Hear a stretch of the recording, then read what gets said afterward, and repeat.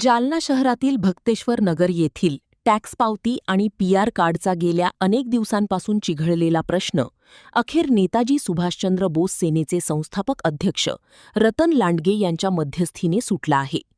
भक्तेश्वर नगरमधील PR card, tax पावती आणि अन्य मूलभूत मागण्यांसाठी आज मोठ्या संख्येने महिला व नागरिक रस्त्यावर उतरले होते.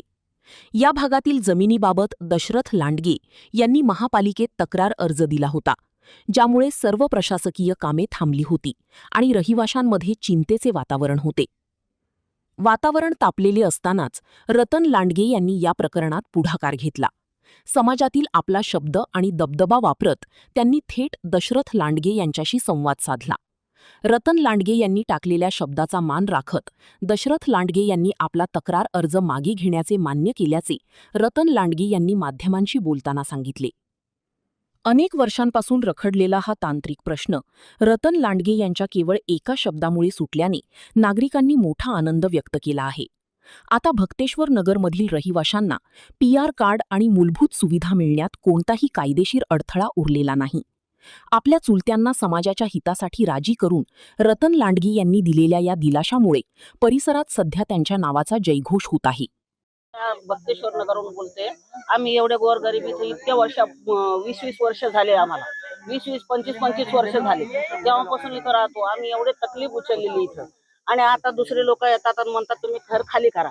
नाही खाली केलं तर आमच्यावर बोलतात बुलडोजर आणि गपचिप ते बसवितात मिटिंगी आणि तुम्हाला 1 BHK रूम देतो म्हणते आणि ते लोकांच्या जागेवर देते. आम्ही कसं काय कुठं काय करावं.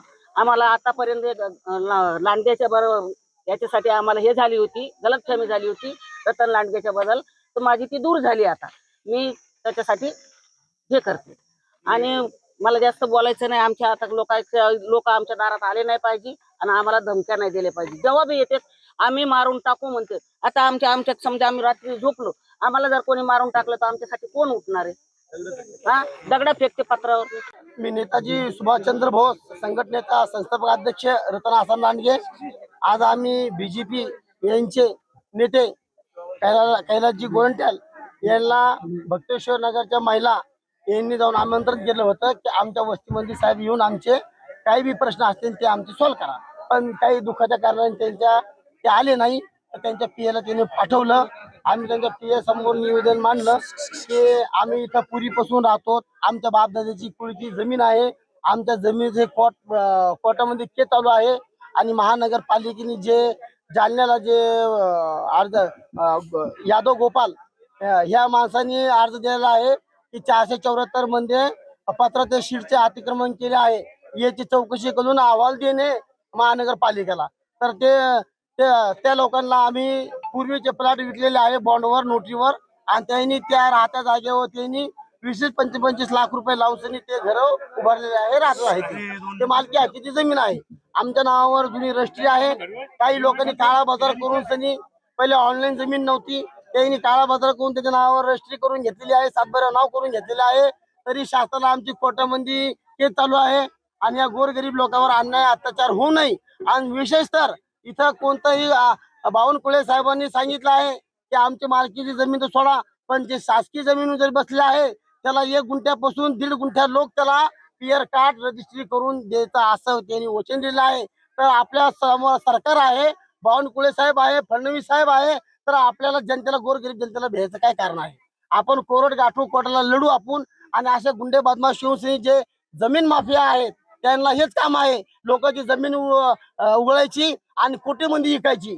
तर त्या शासनाने या जमीन माफियावर ताबडतोब गुन्हा दाखल करून सनी यांची कारवाई करा. आणि ही केस पोलीस स्टेशनची नाहीये. पोलीस पोलिसांना इथं यायचा अधिकार नाहीये. ज्या वेळेस बलात्कार, खून, मर्डर, भांडण तडण होतं त्यावेळेसही पोलीस त्याला ऑप्शन घेते.